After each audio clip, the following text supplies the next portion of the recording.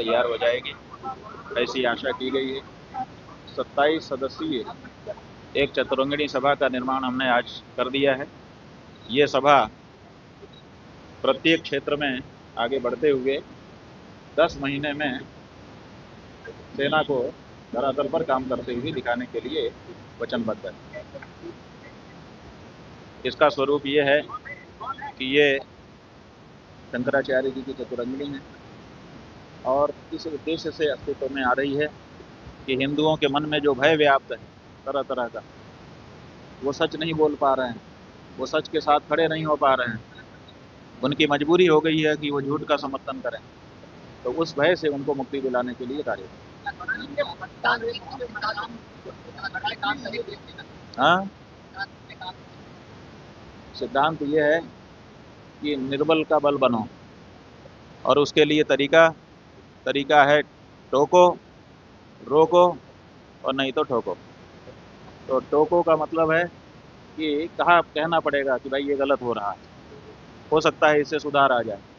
अगर सुधार नहीं आता है तो फिर खड़े होकर रोकना पड़ेगा कि आपको रुकना होगा, ये ठीक नहीं है। और अगर उतने पर भी कोई नहीं मानता है तो फिर उसको ठोको। ठोको का मतलब सीधे लकड़ी लेकर के या गोली लेके प्रहार कर देना नहीं है, उसके ऊपर लिखित रूप से शिकायत करना, पंचायत करना आदि आदि जो भी संविधान प्रदत्त हमारे अधिकार हैं वो आरंभ कर दिए जाए। तो ये हमारा तरीका होगा, टोको, रोको, ठोको। परसा जो है ये परशुराम जी ने धारण किया था। उन्होंने पहले वेदाध्ययन किया, तपस्या करते थे, लेकिन उनके आश्रम में गायें थीं, उनके ऊपर सहस्रार्जुन नाम का जो राजा था उसने आक्रमण कर दिया और गायों को सताने लगा। तो गायों के दुख को दूर करने के लिए गवाम दुखम अपा कर तुम शस्त्रम जग्राह भार्गव, वहाँ लिखा हुआ है पुराण में कि गायों के दुख को दूर करने के लिए वैदिक होकर के, ऋषिपुत्र होकर के भी उन्होंने शस्त्र धारण किया, ये परशु धारण किया। तो उसी के प्रतीक में आज भी यही हो रहा है, गायों को दुख है, उस दुख को दूर करने के लिए ये परशु धारण किया है। बताया ना कि परशुराम जी ने परशु धारण किया था गायों को बचाने के लिए, इसीलिए परशु।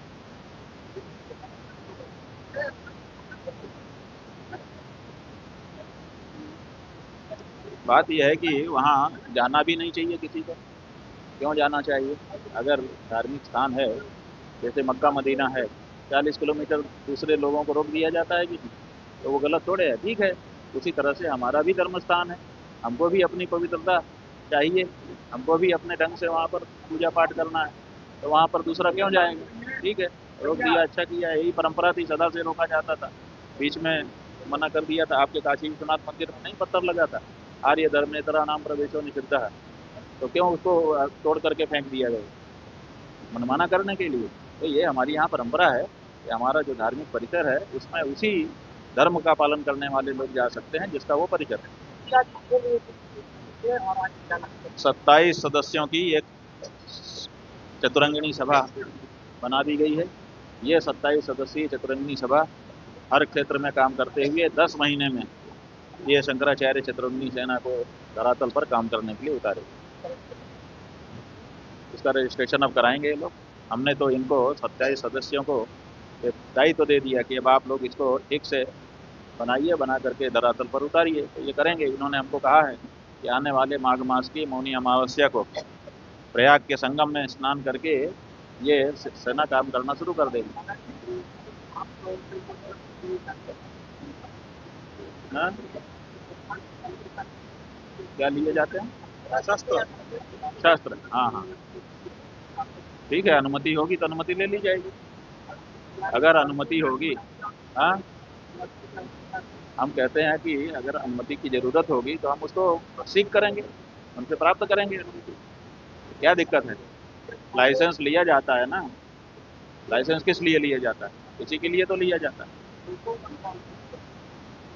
टोको, रोको और ठोको, ये हमारी सेना के कार्य करने का सिद्धांत बनाया गया है, कार्य पद्धति बनाई गई कि पहले जहाँ गड़बड़ी हो रही होगी वहाँ पर हम टोकेंगे, रोकने से मान गया तो अच्छी बात है, धन्यवाद, नहीं तो फिर रोकेंगे, रोकने से भी नहीं मानता है तब ठोकेंगे। ठोकेंगे का मतलब गोली मारना और लाठी मारना ही नहीं है।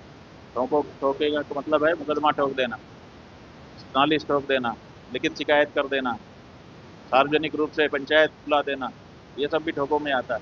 तो जो जरूरी होगा वो किया जाएगा।